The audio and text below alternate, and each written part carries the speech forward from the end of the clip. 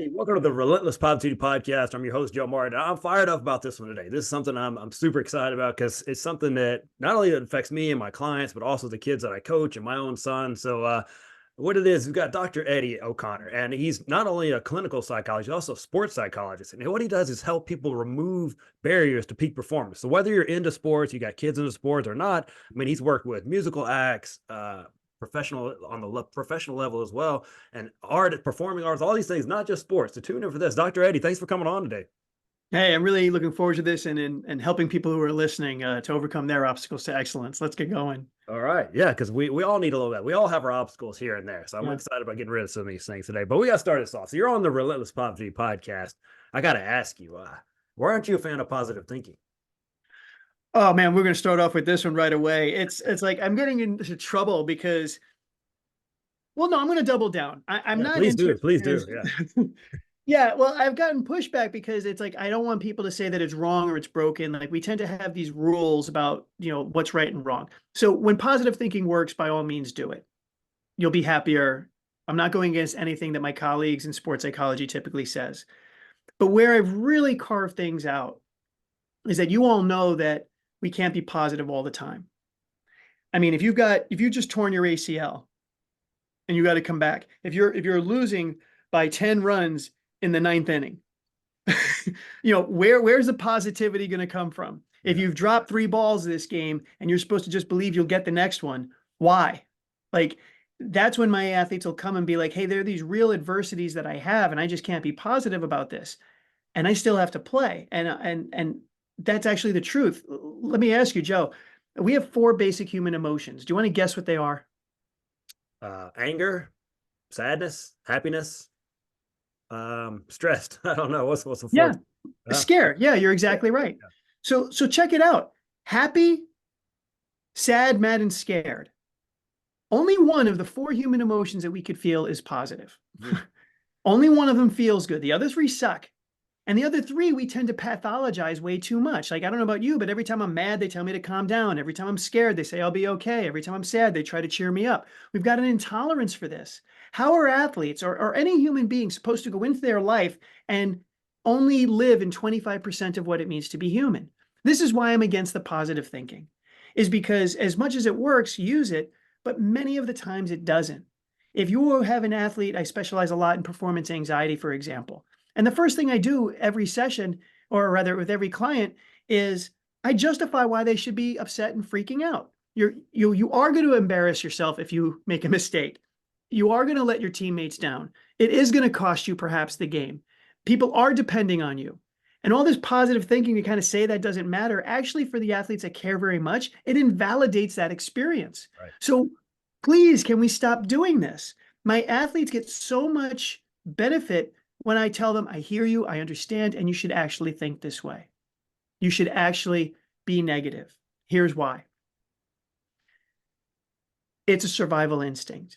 Your brain is built to look out for danger and for what could go wrong. We call it the negativity bias. You're not broken because you do it. It's your brain saying, I got to pay attention to these things. So if anybody's listening to the podcast, here's the first thing I want you to write down. Your brain is designed to tell you what could go wrong, not what will. Uh, Our first problem is that we tend to believe everything that we think. And unless we can appreciate that our mind is actually built to look at the negative as a warning sign, we're going to get caught up in it and have a very fearful or angry or sad life.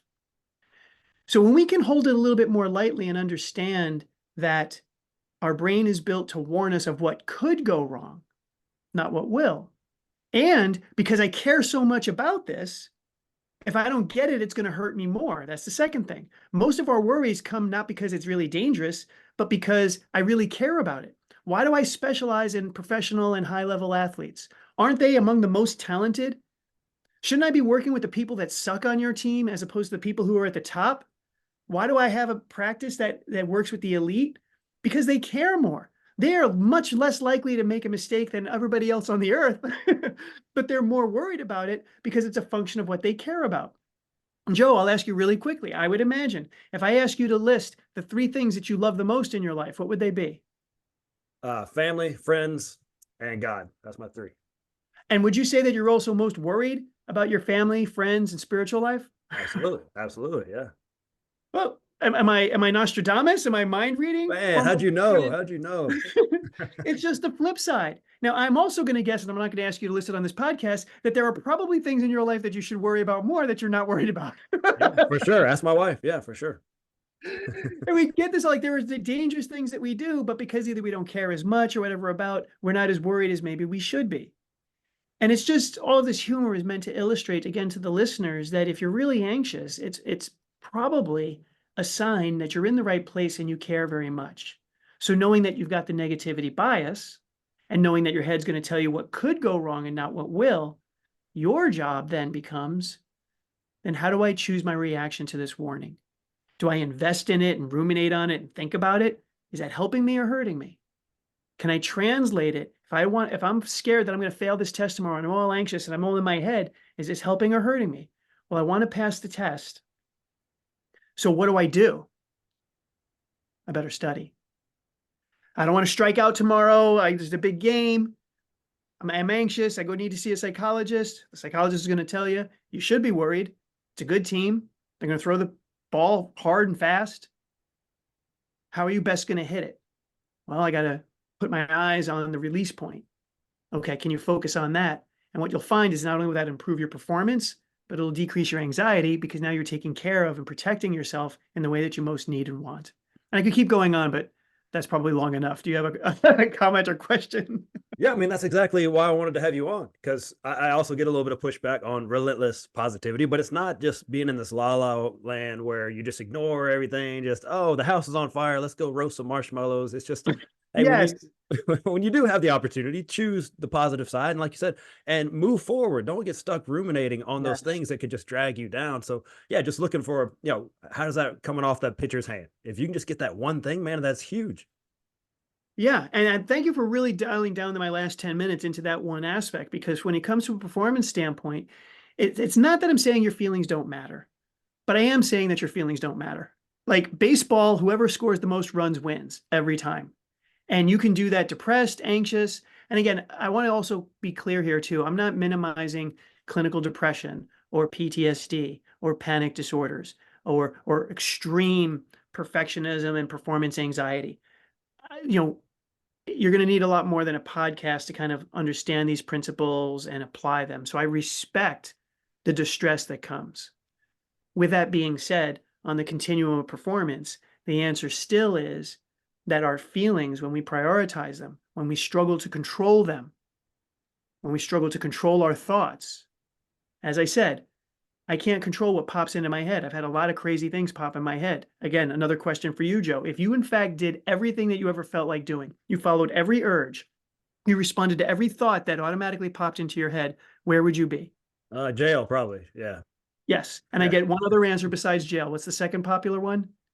Dead. Dead. Thank you. Yeah. You are now like number 1 million of the consistent answers that I get. There And you go. it's All right. true. Right. And I'm not going to ask you again what those thoughts and feelings are, but I've had it from 8-year-olds all the way up to their 80-year-old grandmothers bringing them in. Everybody laughs and says, I'd be dead or in jail.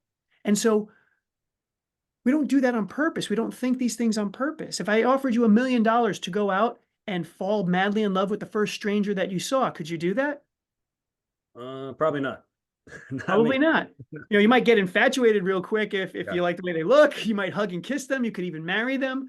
But to fall madly in love, no. But yet, what are we doing? We're telling our athletes to forget that last mistake, to control how they feel, to force confidence, and we're doing them a disservice because you can't control those things. But when those negative things show up, you can control your reaction to them. Excuse me for the sneeze. Yeah. So you can't control what pops up, but you can always become aware of it and then choose your response. And to your point, focus on what you need to do in order to get the task done, because that's what's going to get you what you ultimately want. Man, you just came out swinging. That was excellent way to start this thing off right here. So, Yeah. so kind of that same vein. So, you say you're most qualified to help the person that you were. So you look back at your high school athletic career. How could you have helped yourself? Knowing what you know now, how far could you have gone, you think? Oh my goodness. You're hitting me in the pain point because there's the whole reason I became a psychologist. Here's my story. Um, I I have a lot of empathy for my athletes who over-identify with their athletic identity. Like, bad place for me to put my identity because I wasn't great. It's not like I was the best of the worst of the best, but I loved it. I loved running. And I got that magic number in my head for the half mile that I had to beat 2:10. So it was decent. It's a decent time, but certainly not stardom. Nike wasn't looking at me, wasn't going to get a college scholarship. But for whatever reason, I needed to beat 2:10. And all my junior year, I'm running 2:11, 2:12, 2:11, and I couldn't break it. So senior year, I got to do it. All of indoor, I can't do it. Outdoor comes my last season. Again, I'm not going to be winning any scholarships. And I'm coming across 2:11, and I'm not tired. And yet I come across the finish line, I'm like, oh, and I go over and I throw up as if I were exhausted underneath the bleachers. But I know that I'm not tired. And I remember telling myself, oh man, I did it again. I could break 2:10. I just have to push past it. I just made a mistake. And it was all this way of my unconscious mind feeding me thoughts, protecting my ego. I didn't really fail. I could do it. It was a way of keeping hope alive because I was overly invested in my performance as a measure of my worth. So now, if I was talking to me, now, what I would say is, hey, did your girlfriend stop loving you because you ran a 2:11? No, no, not at all. Were your parents really judgmental, or did they, no, they didn't care. Was your coach, unpleasant? Did your teammates abandon you? Like, no, like everything was fine. So what is it exactly that you're afraid of if you don't break 2:10? What exactly is going to happen? Well, I'm going to feel really bad. Okay. Do you feel really bad now? Yeah. So how is this serving you? Can you be willing to risk that you may not be able to run 2:11 and give it your all? Will you be okay, Eddie, if you do that? And I think that it would have had me think about it completely different because one, I would have realized that my worth wasn't based on me running 2:10. My life was going on. My parents still loved me. My friends were still great. I was much more than that. And then, especially to me now, like yourself, God is in the center of my life. So me trying to earn my worth, now I know it's God given. So I appreciate you saying that. Like that's another life changer and another story for probably another podcast. But God coming in and being at the center and realizing that I don't earn my worth, it relieves a whole bunch of stress. And then track just becomes something that I do. And if I were able to do that, could I have run 2:05? Could I have maybe even broken 2 minutes? I don't know. But here's how it ends. I did run a 2:09. On my last race. Thank goodness I at least got 2:09. I'm not sure if the coach was a little bit fast on the thumb, but we're going to just say I officially did it. But I do wonder how much better if I could have addressed my psychology, if I could have learned to observe my thoughts and feelings, unhook from again, I cared about running. That's why I had the mental block. My training was great. I was one of the best practice athletes. I never missed a workout. I ran year round. It's because I cared that I worried so much. And that caring is what held me back. Wow. That's how it fixed me. Yeah, that's great. I love that question. How is this serving you? That's something so important people need to ask themselves. That's a great way to put that. And when you look with some of the athletes that you, especially at the higher level, do you see some common themes that they struggle with that you help them with? Yeah, you know what? It's amazing. And not only at the highest level, what's amazed me the most as I got into this field is that the high school athletes sometimes are no different than my professional athletes. And I would have thought there would have been something different, but again, it goes back to that we're all humans. They're operating on a different stage. So sometimes it's for, a lot more fans in there. It's a lot more, consequences if they don't get it. There's a lot more investment that they have, both financially and time. I mean, you look at the Olympics, for example, they're training for 4 years for one event, sometimes for 10 seconds, that they have to perform. So by all means, the challenges can be greater, but the process of it is the same. And some of the biggest ones are exactly what I talked about. Tons of performance anxiety. I would say that seems to be number one because of the caring. Aspects of that, I see a lot of perfectionism where it gets in the way. Now, I want to encourage our perfectionists, and I'll give you a quick lesson on that one. I love perfectionists. I think if we were all perfectionistic, the world would be better quality. And it does show that, like, I'm not going to try to tell a perfectionist, oh, everybody makes a mistake and it's okay. I'm going to, again, no, it's not. Mistakes are bad. Let's not, you tell a perfectionist that mistakes are okay, they're not going to listen to you. So I tell my perfectionist, hey, I'm going to help you become the perfect perfectionist. And here's the difference. You can maintain your frustration with mistakes and that you don't want them. But what is your relationship when they happen? Because we know that they're going to happen. How did you learn how to ride a bike and swim? Did you watch videos and do it perfectly the first time? No, you made mistakes in service of learning. And somewhere once we get into kindergarten, we forget that. And by fifth and sixth grade, everybody needs to be perfect. And these high school athletes need to play like major league players who still are making mistakes. This intolerance of mistakes is so toxic. I'm not saying that it's okay and we just say it's fine. Don't ever say that mistakes are okay, but they're necessary. It is the only way to learn and to get better. So if you can change, my perfectionists out there, if you can change the way that you relate to your mistakes and hate them, continue to hate them, but with that hatred, say, what can I get out of it in service of becoming more perfect? Then you're going to be on the right path. So that's my quick lesson for perfectionism. We see a lot of that. I see a lot of intolerance of mistakes, a lot of imposter syndrome, that no matter how good I get, again, it's that idea that I always see that there's holes in my game, there's holes in my personality, I could be better. And I just say, yeah, those are the natural aspects of we're never going to become that perfect person. So can we relate to that as more of a hunger for growth? That's the relationship we want to have with these challenges. Yeah, I see that both those intelligence, imposter syndrome, perfectionism, they just care so much. I mean, I've had imposter syndrome myself. I've run a successful business for 15 years now. Still every day I'm like, man, I'm terrible at this. If I have like a bad day, like if they're gonna Yeah. find out that I don't know what I'm doing one day and it's gonna be all over. Then like the next day it's awesome. You get a few clients or something like that. Like you're on top of that. That's I guess that's the entrepreneur roller coaster where you're just up and down. But yeah, but it's just get back to you care so much that you want to make it the best. And that's what I'm Yeah. getting caught in that too. So And Joe, so to your point, like using that example for your own imposter syndrome, you know that you care now, so you can feel safer in it. And that question that you had said, is this helping me or hurting me? If my imposter syndrome has me double down and be more prepared for the next client and practice a little bit more, then I'm like, then don't get rid of your imposter syndrome if it's serving you. yeah. Like when I have the insecurities, even when everybody's telling me you'll be fine, if that insecurity is driving me to pay more attention, be a little bit more intense. We all know that athletes get their butts kicked when they're overconfident. They're like, oh, we're ranked number one. That's the 32nd ranked team. We'll be fine. Don't worry about it. They become lackadaisical and then they get upset. Not emotionally, but they lose. And then they're upset emotionally. And why did that happen? Well, it's because of all the positive thinking. It's like in that area that wasn't helpful. But then you get the other person who's like, I don't know if I can win. I'm scared. And you have all these negative emotions and you channel that and you say, so then what do I need to do about it? And you dial in, then it's helpful. So please, my friends listening, positive, negative, right, wrong, should, shouldn't, throw all that out. Is this helping me right now? Or is it hurting me? And if it's helping you, stay with it. If it's hurting you, pivot. That's a great way to look at it. That's a great. So let me run through a scenario with you right here. So Yeah. a high school football player. I just had the worst game of the year, and we got our big rivals coming up this Friday night. It's Wednesday. I'm feeling like I'm still feeling the effects of that last. I'm nervous about the next game. How do you get me through this? So first is I would validate your experience. Whether you're doing that with teammates or you do it with yourself, be kind to yourself. Understand that you have every right to be sad. And again, your coaches, everybody's probably going to tell you, look, you got to put it past you, forget about it, get over it. And that struggle, man, I can't fight with my thoughts and feelings and play football at the same time. So we have to make peace with the reality that things kind of suck right now, that things didn't go the way that I wanted. And when you create that,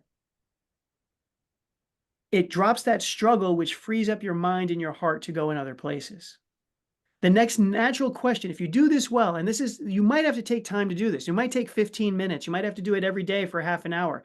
Like this is a real emotional step that you go through. But when you really make peace with the idea that I wasn't the guy I wanted to be, I let my teammates down.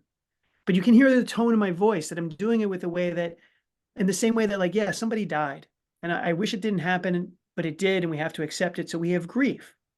If you lose, if you make a mistake, allow grief. These are normal, healthy human emotions. And if you don't deal with them, they're going to stick around.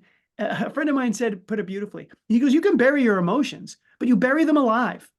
And then it's like the worst horror movie that, like in the middle of the game, that hand is going to pop through the grave and grab you by the ankles and trip you.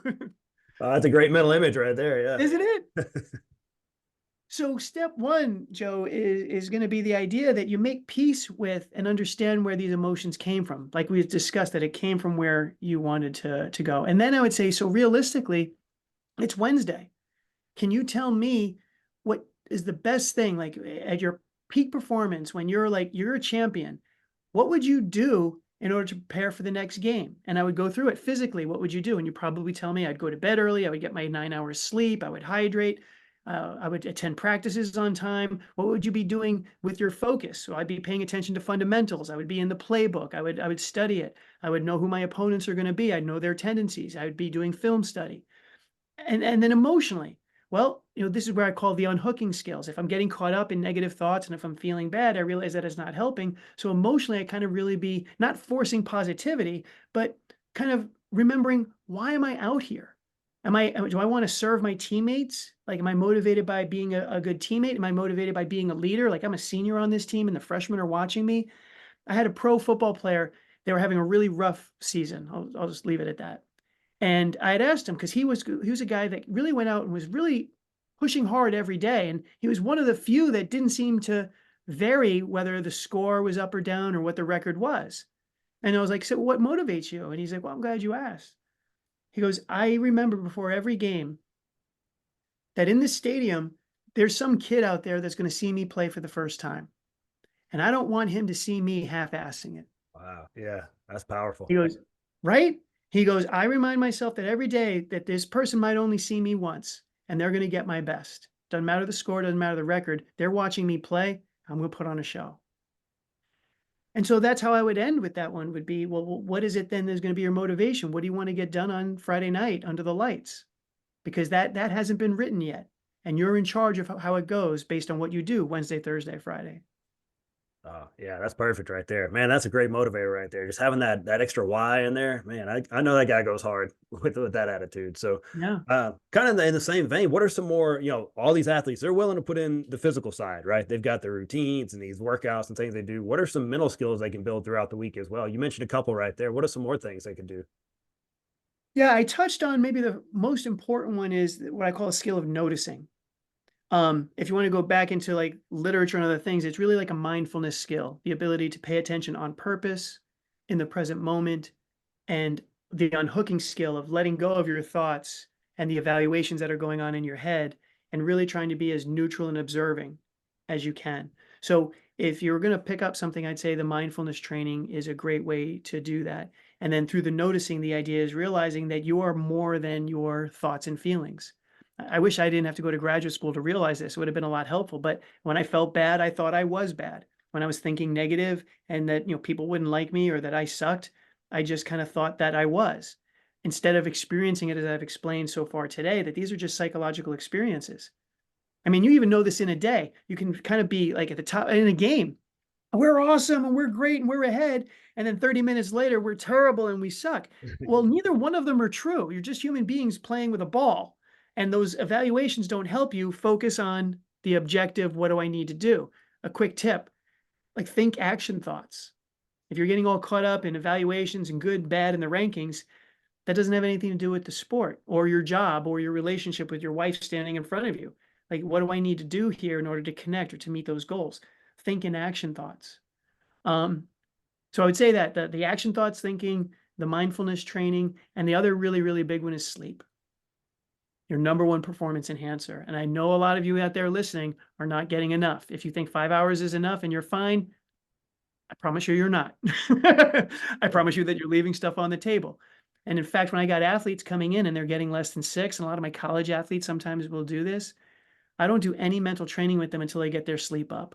And it's been not uncommon where 50% of their anxiety or symptoms or this or that, goes down when they're getting enough sleep, especially athletes, because you're pushing yourselves in high school and college. You got tons of, like, I feel bad for you guys. Like, school's a heck of a lot harder than it was back in the day.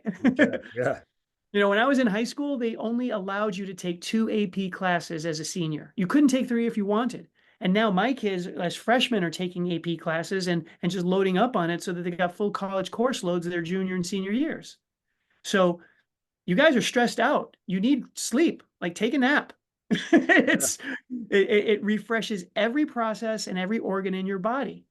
And athletes at the highest level prioritize sleep as an integral part of their training. So those are the big hits. And Wow. again, I could do a whole podcast on sleep. Yeah. I mean, if that's a big takeaway, another one. If you're not taking notes, you need to take note on that one. If you're an athlete or a parent of an athlete, man, I tell my son, I'm sending these studies all the time. More Z's, more threes. He's a basketball player. All these studies about, hey, if you get more sleep, you're gonna make more shots and things like that. Dude, So I'm writing that down. I'm going to steal that. Okay. hey, go for it. I'll put a Yeah. quote on it though. I'll put a quote on it. But yeah, any kind of edge you can get, but you can get that edge just by getting more sleep. That's crazy. You could just do that. And you have complete control of it. For the most part, you have control of how much sleep you get. There's things, genetics and things that are out of your control. Man, your sleep habits, that's what I tell my athletes I work with. Yeah, control what you Yeah. can control, and the rest, you kind of got to go by the wayside. Oh, dude, you bring up a great point. If I could pivot on that, when my athletes are trying to get more sleep, they do focus on, well, look, I got weight training at 5:30. Ice time is at 5. We were on the bus and we were traveling till then. I just can't do it. And I'm like, okay, those things are true. But now let's talk about what you can control. How much are you staying on the phone? Watching TikToks at 12:30. How much are you maybe not doing your homework during the day and saving it to the last thing that you do after practice? So now you have homework. I know you have homework to do and you're doing it from 10 to 12, but you also had 2 hours where you're hanging out, at lunchtime that maybe you could have gotten that done. And I'm not blaming people for it. I'm just saying we have to like you said, take responsibility for it. And it is hard. We do, like, the world reinforces the grinders, especially for those who are listening from work, right? Like if you're the last to leave the office and the first one in, and you talk about how little sleep you got, your boss is going to compliment you and be like, way to go, like be a dog. And then you're going to make more mistakes and be sluggish and have worse performance. Um, and you may do it temporarily, and we have those days or nights where it goes on, but much like you had said, like, I don't want you to be distracted by all the things that we can't do and how hard it is. I respect that, getting the sleep is hard, and it's what's necessary. Every minute more that you get is going to help you. Man, yeah, I love it. You're preaching to the choir right here. I'm on the same wavelength as you. So, mental toughness gets thrown out a lot. A term that you hear a lot. How can you? First of all, what is it to you? Mental toughness. What does that mean to you? And then, how do we build that in our athletes and our kids and even ourselves? Yeah, great question. So mental toughness has been researched in the literature for a long while. And I remember a couple decades ago, they were just even arguing about what it is and to define it. It's like we know it when we see it, but it's hard to do it. But so here's the favorite definition that I had found, is published numbers of years ago. But mental toughness is the learned or natural psychological edge that enables you to be better and more consistent than your opponents in remaining determined, focused, confident, and in control under pressure. Wow, that's great. I like that Nice definition. and organized. And Yeah, so what I like to highlight on that, like, first is the idea that, yeah, some people are just mentally tough, but it is not something that you either just have or don't have. You can train your mind and emotions to become more mentally tough. And then when I worked in pro football, I'll never forget my first thing going in, and uh, the defensive coordinator, he goes, Doc, we're football players, man. Everybody here is mentally tough. And I'm like, true. But are you more mentally tough than the guys in the other locker room? mm, And then it made sense. I was like, you're all big and strong and fast, and none of that matters because there's no perfection in any of this. So mental toughness isn't something that you have or don't have. It's something that you could always be better at. And you have to be better in more difficult situations, more mentally tough situations, under more adversity, and against other opponents. And then it categorizes it into those big groups. Determined. Notice that it wasn't motivated. You got it. Determined means doing it when you don't feel like it. yeah, Focused. I believe that's the number one mental skill. I've seen people do things when they're not motivated or don't have confidence and stuff, but I've never seen anybody do anything well when they weren't paying attention to it. And focus is a skill that could be trained. We do have confidence in there. And again, not to control the emotion, but that idea is that you do need some level of belief that this can get done. If you're totally hooked by the idea that you can't do it, you're probably not going to. And in control under pressure. Again, I would change some of these words based on the positive thinking stuff that we had said and the fact that we can't control it. But the impulse of being under control isn't controlling the emotion, but absolutely controlling your response. You can't control what you think and feel, but you bet that you control everything that you do, and you're the only one responsible for it. So how do you control your response to those emotional challenges. I think that's so freeing for a lot of people when they realize that I mean, I can think it's okay to think these. It's just what Yeah. I do, and I have control of what I do from there. That's amazing. I mean, something so simple of realizing that is huge for a lot of people. So, Yeah. I'm gonna go with a selfish question next. So, Please. I got a senior in high school. He's about to graduate. He's gonna go off play basketball at the Air Force Academy. It's 18 Congrats. hours away. He's leaving his family, his girlfriend. He's been dating this girl over a year, which in high school is like a 10-year marriage or at least something like that. So, he can't come home on the weekends. He doesn't, he's an uncertain future. He's gonna, when he goes there, he's gone for basically 10 years. So he's got 5 years at the academy, 5 years active duty. How do you get this guy to focus in on the task at hand, to stay locked in when he's got all these things going on? Well, let me ask you for more personal details because I would say is like, re-listen to this podcast. So everything I've said applies. Yeah, I guess I would say is, and first, like what's also cool is that a lot of my colleagues, like I mentioned, I work with performing artists and musicians. I have a lot of colleagues that work in military too. So he's going to get some of this training. So I guess I would say is let's pick something more specific rather than how do you do it, because it's sort of like saying, how do you stay healthy? It's like, sure, yeah. oh, I don't know where to begin. Where would you say is going to be the biggest challenge for him? And then maybe we can take some of the things that we just talked about and apply it in that scenario.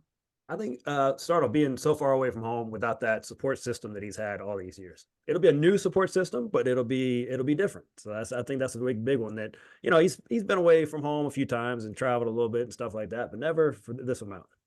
Okay, perfect. First place I would start off again is normalizing that he should miss his family. That if we're going to relate to this and say that it's intolerable and I don't like this and I shouldn't feel it, is actually going to create more of it. It's going to be denying the fact that he loves you and his girlfriend and everybody else and that he misses them. And denying the reality of how you're feeling just creates conflict. So you can't fight your emotions and then be in the military, listen to a class, make new friends. You can't do those two things at once. The response that he might say would be like, but I don't like the way that feels. And I would say, yeah, me either. And let it rest. Yeah. It's not something to fix. You're away from your family. You miss your girlfriend. You're in this whole new area. You have every right to be scared, to be lonely, and it's not pathological and there's nothing wrong with you. So can we stay here because you went to the academy for a reason? You're patriotic, you have goals, you have an opportunity. What do you want to do? If you want to honor and be sad and cry for a night, then do that. If you want to just kind of settle in or have a FaceTime call with dad, do that. And if you feel lonely and you say, well, maybe there's a party I can go to, or I can go down the hall and I can meet some people and I can start building relationships and give myself a good semester before I start to feel acclimated. Because this is new and it should feel new and it should feel uncomfortable.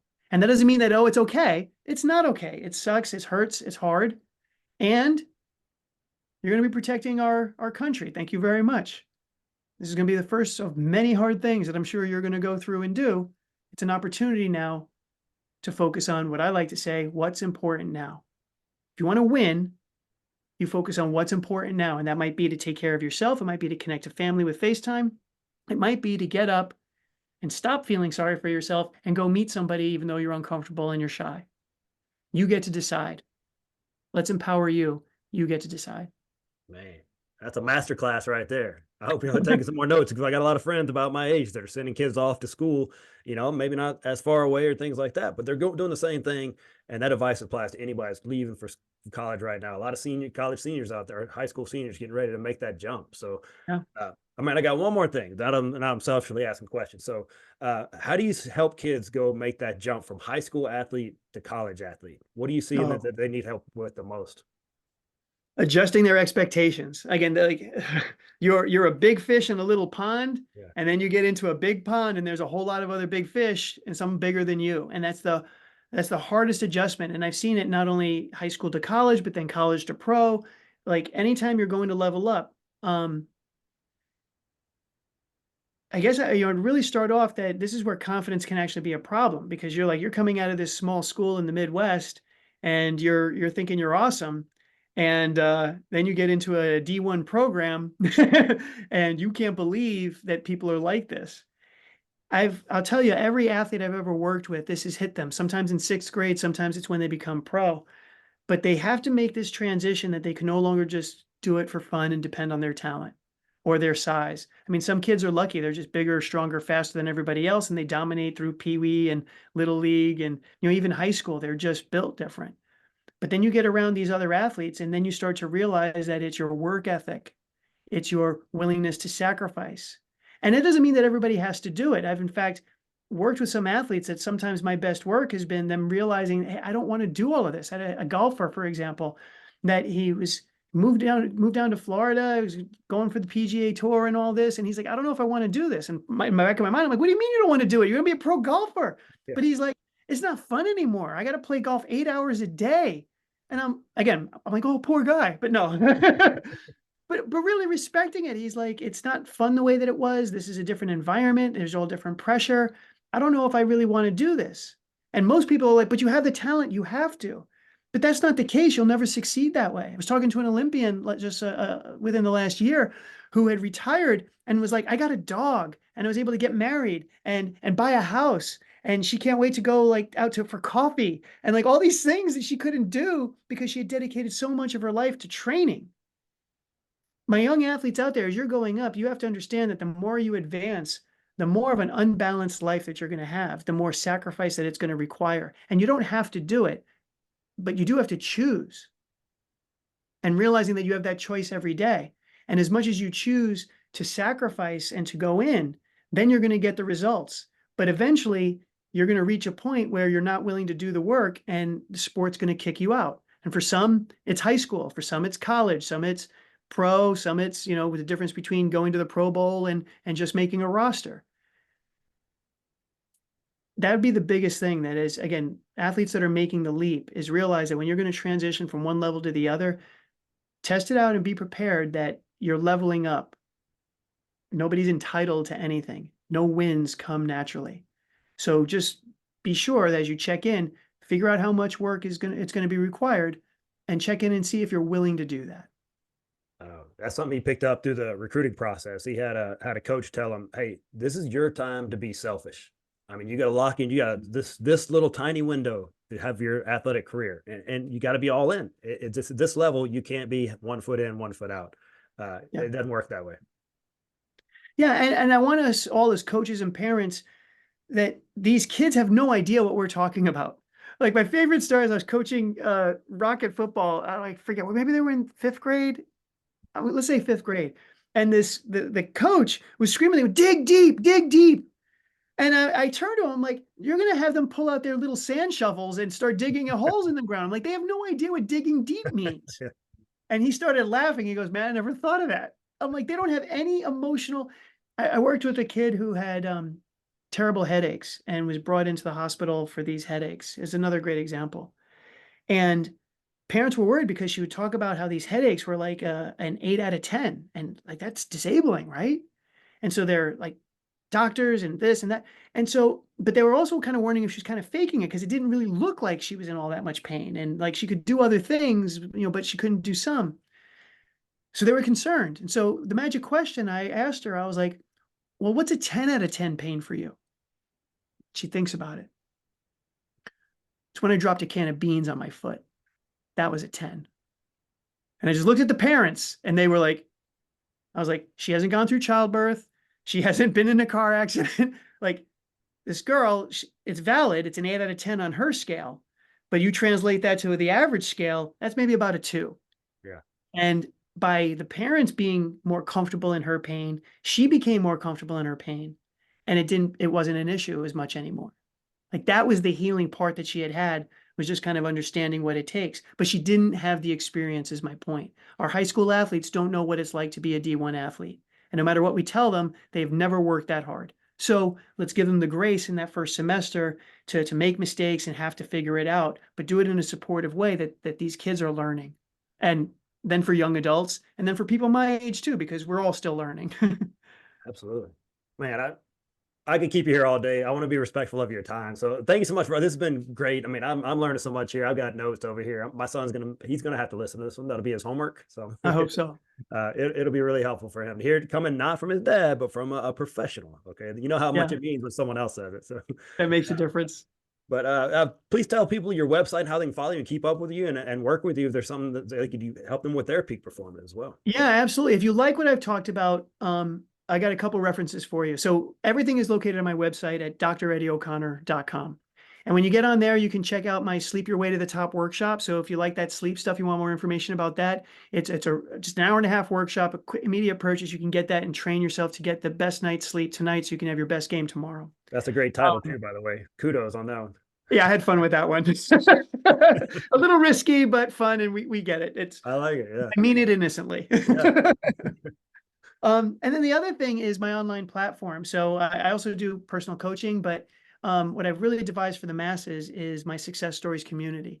And everything that I do one-on-one, if you like all of these things that we've been talking about, you can access that inside the Success Stories community in video learning modules. And I cover everything from the mindfulness training to the unhooking that I was talking about, to building up that willingness that we've spoken of. So I've got a whole bunch of training involved in there for you. It's a subscription model. You have open access to that. And really want to give you the free thing. If you like, we started off with the positive thinking doesn't work. So my free gift is a 20-minute training video on what to do when positive thinking doesn't work. And you'll see that as soon as you get onto my website. Again, just put in your email and you'll get a free video on what to do when the positive thinking isn't working. Again, dreddieoconnor.com. Yeah, I'll link that in the show notes. If you're like me, you're not a great speller, you can just click on ththings over to the website and directly to the free gift case you want to go straight to there. But hey, this was excellent. If you're listening today, I know people, if they're listening right now, they got just a little sample of what you can do to help you. Imagine what's behind the other trainings. I mean, this is just a 30-minute talk right here, and I got so much out of it. I can't imagine what's behind the actual training. So that's cool. If you're listening right now, please share this episode, especially if they have a senior in high school. It's going off. I think that little part right there was so huge for people.